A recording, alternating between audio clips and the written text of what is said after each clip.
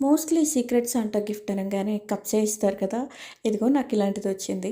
So, ఈ coffee మగ్‌ని ఏం చేయాలా? ఇలా ప్లెయిన్‌గా గ్రీన్‌గా వదిలేద్దామా? లేకపోతే ఏదైనా చేసేద్దామా? అని చెప్పి మొత్తానికి ఇలా సింపుల్ ఆర్ట్ ట్రై చేశా అనమాట. లుక్ అయితే సూపరొచ్చింది. మీరు కూడా చూసేయండి.